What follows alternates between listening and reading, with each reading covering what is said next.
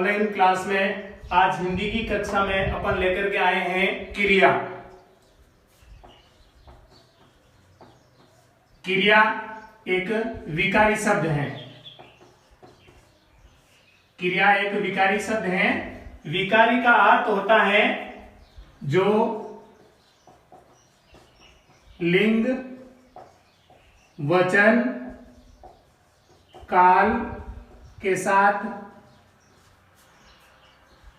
परिवर्तन हो सके, परिवर्तन होने वाला शब्द ये विकारी कहलाता है। इसकी उत्पत्ति के बारे में बताएं तो क्रिया शब्द है वो संस्कृत के धातु से बना है। क्रिया को अगर इंग्लिश में बात करें तो इसे वर्ब कहते हैं। वर्ब का अर्थ क्रिया होता है, क्रिया का अर्थ वर्ब होता है, मगर संस्कृत की धातु का अर्थ यहाँ क्रिया न होकर के न क्रिया का अर्थ धातु होता है। इसकी व्युत्पत्ति के बारे में अपन को जानना पड़ेगा कि आखिर धातु और क्रिया के बीच में क्या संबंध है। जो संबंध संस्कृत में धातु के साथ में, वही संबंध हिंदी का क्रिया के साथ में संबंध है। तो धातु से क्रिया किस प्रकार से बने जाए उसके बारे में अपन थोड़ा सा यहाँ विचार करते हैं। धातु के साथ ना प्रत्यय लगाने से क्रिया की उत्पत्ति होती है। जैसे धातु है पट, जैसे धातु है पट, तो इसे पढ़ के और इसमें आगे ना लगाने से बराबर क्या बनता है, पढ़ना। चल प्लस ना, चलना। तो इस प्रकार से धातु के साथ में ना प्रत्यय जोड़ने से क्रिया की उत्पत्ति आती। किसी भी धातु के साथ में ना जोड़ने से क्रिया की उत्पत्ति होती है। अगर इसकी व्युत्पत्ति के बारे में परिभाषा लें कि व्युत्पत्ति कैसे होती है, तो क्रिया की व्युत्पत्ति मूल भाषा संस्कृत के धातु के साथ ना प्रत्यय लगाने से जो विकार उत्पन्न होता है उसे क्रिया कहते हैं।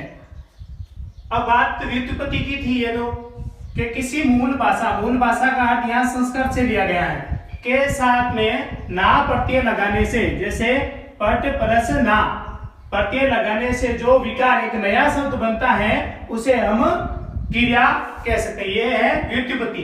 परिभाषा में ले अगर क्रिया को, तो क्रिया की परिभाषा होगी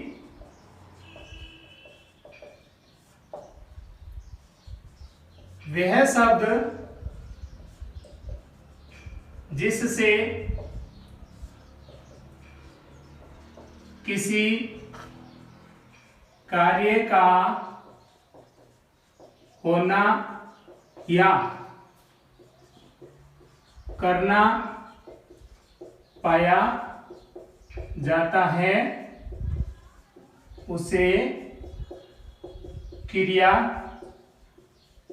कहते हैं। परिभाषा वे शब्द जिससे किसी कार्य का होना या करना पाया जाए उसे क्रिया कहते हैं। जैसे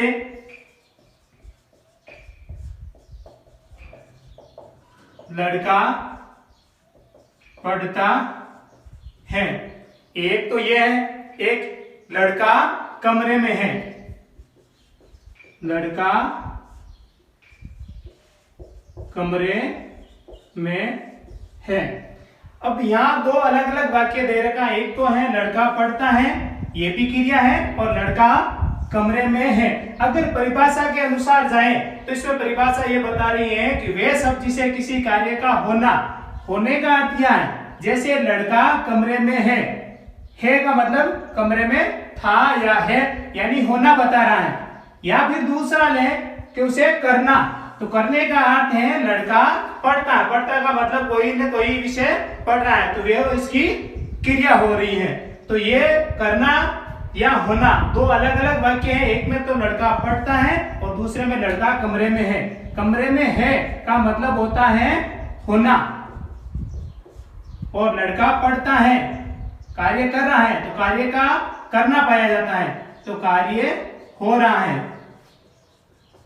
तो वे शब्द जिसे किसी कार्य का होना या करना पाया जाए उसे हम क्रिया कहते हैं। करने का मतलब किसी काम का होना, और होने का अर्थ है कि जैसे लड़का कमरे में है। तो ये बातें आपको समझनी होगी। इसके बाद में परिभाषा आ गई। परिभाषा के बाद में अपन इनके भेद के बारे में चर्चा कर लेते हैं। क्रिया के भेद, मुख्य रूप से क्रिया के तीन भेद हैं बड़े बड़े रूप में, जिसमें आप क्रिया को समझ सकते हैं। तीन भेद हैं। पहला भेद तो है कर्म के आधार पर, दूसरा है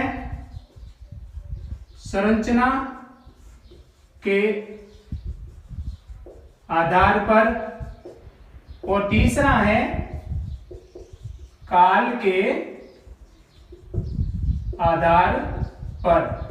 अमूमन क्लास में जो पढ़ते हैं उसमें यही बताया जाता है कि संज्ञा क्रिया किसे कहते हैं और क्रिया के कितने भेद हैं। तो क्रिया के सिर्फ दो भेद पूछे जाते हैं, सकर्मक क्रिया और अकर्मक क्रिया। वो भेद कर्म के आधार पर हैं, जबकि इनकी रियल बात यह है कि क्रिया के मुख्य रूप से तीन भेद हैं, कर्म के आधार पर, संरचना के आधार पर और काल के आधार पर। आज अपन क्लास में पढ़ेंगे कर्म के आधार पर क्रिया के भेद। कर्म के आधार पर क्रिया को दो भागों में बांटा गया है। कर्म के आधार पर क्रिया के भेद। नंबर 1 सकर्मक क्रिया, नंबर 2 अकर्मक क्रिया। क्रिया है उसके कर्म के आधार पर भेद। कर्म के आधार पर आज जो टॉपिक हमारा होगा जो होगा एक तो सकर्मक क्रिया के बारे में और दूसरा होगा अकर्मक क्रिया के बारे में। तो अपन पढ़ रहे थे क्रिया के भेद सकर्मक और अकर्मक के बारे में। सबसे पहले अपन यहां लिख रहे हैं सकर्मक क्रिया कर्म के आधार पर, और दूसरी है अकर्मक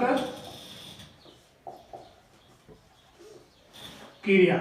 दोनों में क्या अंतर है? क्रिया कर्म के आधार पर जो क्रिया है उसमें दोनों में क्या अंतर है, उसकी सबसे पहले परिभाषा की ओर जाते हैं। तो सबसे पहले इस नाम से ही अपन देख लेते हैं सकर्मक, जिसमें कर्म हो। नंबर 1 बात क्या होगी हमारी के जिस क्रिया में कर्म हो। दूसरी ओर जाते हैं अकर्मक। अ का मतलब होता है नहीं, जिसमें कर्म नहीं हो उसे कहते हैं अकर्मक क्रिया। जिस क्रिया में कर्म नहीं हो। तो सबसे पहले ये बात अपन को जान लेनी है कि सकर्मक क्रिया और अकर्मक क्रिया में दोनों में क्या अंतर है। सकर्मक क्रिया में जिस क्रिया में कर्म हो, और अकर्मक क्रिया में नाम से ही पता चलता है कर्म यानी नहीं, कर्म नहीं होता है। जिस क्रिया में कर्म नहीं होता है दूसरी बात है सकर्मक क्रिया में दूसरे पॉइंट पर बात चलती है, क्रिया का प्रभाव हमेशा कर्म पर पड़ता है। और दूसरी ओर जाते हैं अकर्मक क्रिया में, इसमें क्रिया का प्रभाव कर्ता पर पड़ता है। सबसे पहली बात थी सकर्मक क्रिया और दूसरी थी अकर्मक क्रिया। पहला पॉइंट था परिभाषा के अनुसार जिस क्रिया में कर्म हो उसे सकर्मक क्रिया कहते हैं और जिस क्रिया में कर्म नहीं हो उसे अकर्मक क्रिया कहते हैं। दूसरा है क्रिया का प्रभाव हमेशा कर्म पर पड़ता है और अकर्मक क्रिया में हमेशा इसका प्रभाव है वो कर्ता पर पड़ता है। ये मुख्य रूप से बातें हैं। तीसरी बात इसमें है जिस कर्ता के आगे न लगा हो वह सकर्मक क्रिया होती है, जबकि अकर्मक क्रिया में कर्ता के साथ नहीं लगता है। यह बड़ा अंतर है पहचान का। चौथी बात आती है जब क्रिया से पहले क्या लगाने से उत्तर मिलता है, जबकि अकर्मक क्रिया में क्रिया से पहले क्या लगाने से उत्तर नहीं मिलता है। मुख्य रूप से बड़ी बड़ी बातों में चार बातें आपके सामने आती हैं सकर्मक और अकर्मक क्रिया की परिभाषा के तौर पर देखें तो। सबसे पहली बात है सकर्मक क्रिया के बारे में अपन जानकारी कर लेते हैं। जिस क्रिया में कर्म हो, नंबर 2 जिस क्रिया का प्रभाव हमेशा कर्म पर पड़ता हो, जिस कर्ता के आगे न लगाने से सकर्मक क्रिया होती है, और जब क्रिया से पहले क्या लगाने से उत्तर मिलता है तो सकर्मक क्रिया होगी। जबकि अकर्मक क्रिया में क्या होगा कि जिस क्रिया में कर्म नहीं होता है इस क्रिया का प्रभाव हमेशा कर्ता पर पड़ता है और कर्ता के साथ में न नहीं लगता है और क्रिया से पहले क्या लगाने से उत्तर नहीं मिलता है। ये बड़ी मुख्य रूप से दो बातें हैं जो हमारे सामने उभर कर आती हैं। सकर्मक क्रिया और अकर्मक क्रिया में क्या अंतर है। सकर्मक क्रिया का एक उदाहरण है हमारे सामने, लड़का पुस्तक पढ़ता है। जैसे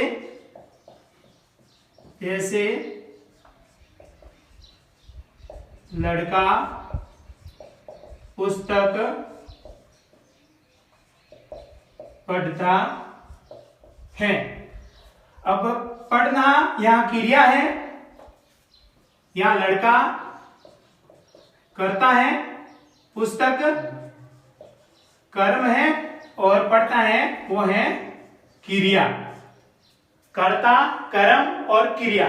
सबसे पहले सकर्मक क्रिया में यह बताया गया था कि जिस क्रिया में कर्म हो, तो ये वाक्य है लड़का पुस्तक पढ़ता है तो इसमें कर्म है यानी पुस्तक। लड़का पढ़ता है यानी पुस्तक पढ़ता है। क्रिया का प्रभाव हमेशा कर्म पर पड़ता है, क्रिया से सीधा कर्म पर प्रभाव पड़ता है। जब क्रिया से पहले क्या लगाने से उत्तर मिल जाता है, जैसे यह क्रिया थी पढ़ता है, अब इसके आगे क्या लगाते हैं, क्या पढ़ता है तो उत्तर आएगा हमारा पुस्तक। तो ये हमारा जब क्रिया का प्रभाव कर्म पर पड़े उसे सकर्मक क्रिया कहते हैं, और अगर क्रिया का प्रभाव कर्म पर न पड़े उसे हम अकर्मक क्रिया कहते हैं। जैसे लड़का 6ठी कक्षा में पढ़ता है, लड़का 6ठी कक्षा में पढ़ता है, इसमें पढ़ता है क्रिया है और लड़का करता है, मगर इसमें कर्म नहीं है। 6ठी एक क्लास है। अब अगर इसमें देखें जिस क्रिया में कर्म नहीं हो, इसमें कोई कर्म नहीं है, इसमें क्रिया का प्रभाव सीधा किस पर पड़ता है? कर्ता पर। सीधा सा एक उदाहरण के ले लें, जैसे लड़का पढ़ता है, तो पढ़ता यहां क्रिया है और लड़का यहां करता है, तो इसमें क्रिया का प्रभाव सीधा कर्ता पर पड़ता है, इसमें कर्म है नहीं। जिसमें कर्म न हो वो हमेशा अकर्मक क्रिया कहलाती है। दोनों में अंतर क्या है? जैसे लड़का पुस्तक पढ़ता है, इसमें रीड और इसमें स्टडी, दोनों में अंतर है। इसमें तो पढ़ना और इसमें पढ़ना और इसमें पढ़ाना, दो अंतर मुख्य रूप से है। ये बात है वो गौर करने वाली है। लोग कहते हैं हिंदी में इंग्लिश कहां से आ जाती है, मगर कुछ कुछ ऐसे उदाहरण होते हैं जिसके माध्यम से हमें ये बताना पड़ता है कि रीड और स्टडी में ये दोनों अंतर हैं। दोनों में अंतर था कि लड़का पुस्तक पढ़ता है जिसमें करता है, कर्म है और क्रिया है, जबकि अकर्मक क्रिया में क्या होता है? लड़का पुस्तक पढ़ता है, सिर्फ क्रिया है और करता है, दो ही चीजें हैं, तो अकर्मक क्रिया है, और जिसमें कर्म साथ में हो वो सकर्मक क्रिया है। तो ये सबसे बड़ा अंतर है कि इसमें एक तो कर्म होता है और इसमें कर्म नहीं होता है, ये सबसे बड़ा अंतर है। दूसरा है कि जैसे कर्ता प्लस कर्म प्लस क्रिया, इन तीन बातों से यह सिद्ध होता है कि क्रिया सकर्मक है या अकर्मक है। जैसे लड़का करता है और पढ़ता है, क्रिया है, तो कर्म है नहीं इसमें, तो कर्म नहीं है, हटा दिया गया कर्म को। तो अगर कर्म हटा दिया गया तो कर्ता और क्रिया दो ही बचते हैं, तो इसका मतलब ये क्रिया है वो अकर्मक होगी। और जिसमें होगा जैसे लड़का पुस्तक पढ़ता है, कर्ता और कर्म और क्रिया, जब तीनों चीजें होगी तो इसका अर्थ होगा कि यह क्रिया कौन सी है? सकर्मक क्रिया कहलाती है। जैसे मोहन गाड़ी चलाता है, मोहन गाड़ी चलाता है, चलाता क्रिया है, गाड़ी कर्म है और मोहन करता है। कर्ता क्या होता है? जिस कार्य को करने वाला होता है वो कर्ता होता है, और वो करता है, वो क्या कार्य कर रहा है? वो कर्म होता है। तो गाड़ी इसमें कर्म है, मोहन इसमें करता है और चलाना इसमें क्रिया है। तो इससे यह सिद्ध होता है कि जब तीनों चीजें हैं तो इससे यह सिद्ध होता है कि ये क्रिया है वो सकर्मक क्रिया है। अब इसमें आता है राम जाता है, राम जाता है, जाना है या जाता है ये क्रिया है और राम ये करता है। तो इसमें कर्ता और इसमें क्रिया दो ही चीजें हैं, इसमें कर्म है नहीं, तो कर्म न है तो इसका मतलब अकर्मक क्रिया के अंतर्गत आते हैं। ये सबसे बड़ी पहचान है। इसमें सबसे बड़ी बात तो आपको यही रखना है कि जिसमें कर्म है वो सकर्मक क्रिया है और जिसमें कर्म न है वो अकर्मक क्रिया है। जिस क्रिया का प्रभाव हमेशा कर्म पर पड़ता है, क्रिया के जस्ट पहले क्रिया है, उसे जो भी पहले है उसके ऊपर इसका प्रभाव पड़ता है, उसके ऊपर निर्भर करता है कि क्रिया अकर्मक है या सकर्मक है। अगर क्रिया का प्रभाव कर्ता पर पड़े तो वो अकर्मक, और अगर क्रिया का प्रभाव कर्म पर पड़े तो वो हो जाएगी सकर्मक, सकर्मक क्रिया। अगर हम और भी चाहें कि इनकी पहचान और कैसे की जाए, जैसे राम जाता है,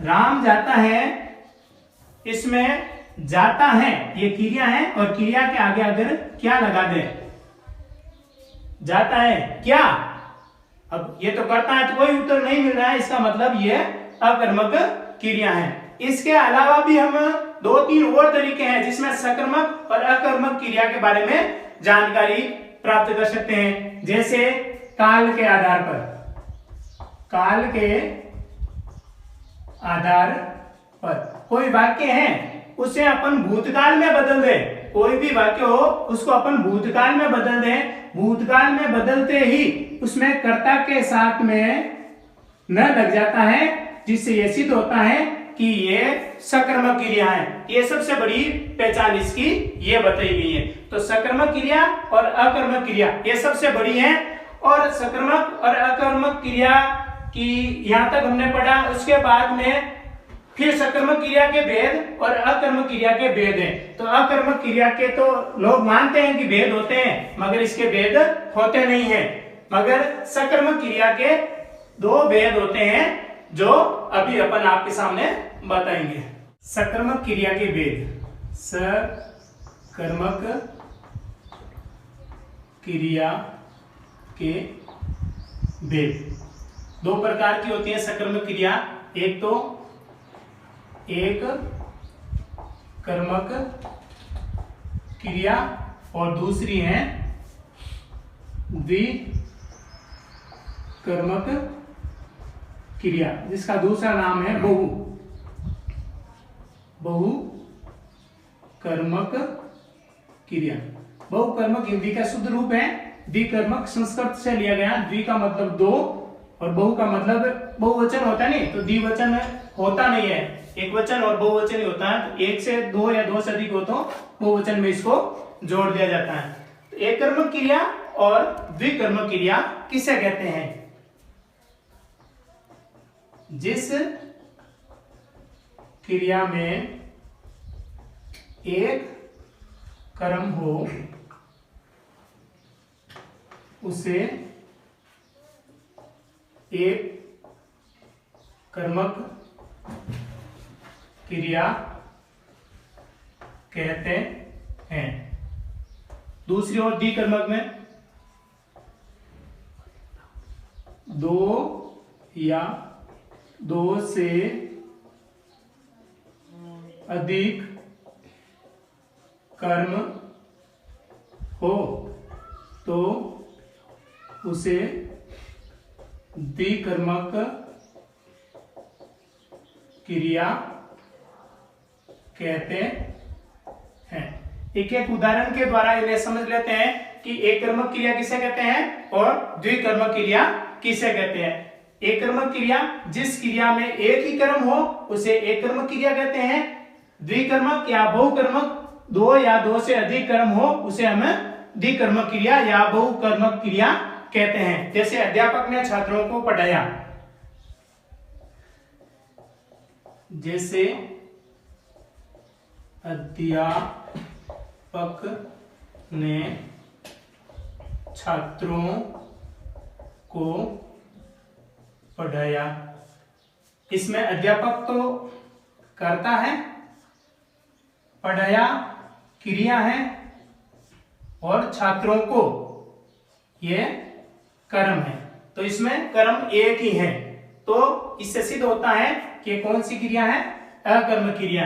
अध्यापक ने छात्रों को पढ़ाया, तो कर्ता एक है और कर्म भी एक है, और क्रिया का प्रभाव हमेशा कर्म पर पड़ता है। यहाँ एक ही कर्म है इसलिए इसे एक कर्मक क्रिया कहते हैं। द्विकर्मक में क्या होगा? अध्यापक ने छात्रों को हिंदी पढ़ाई। अब इसमें क्या होता है? द्विकर्मक। अध्यापक इसमें करता है,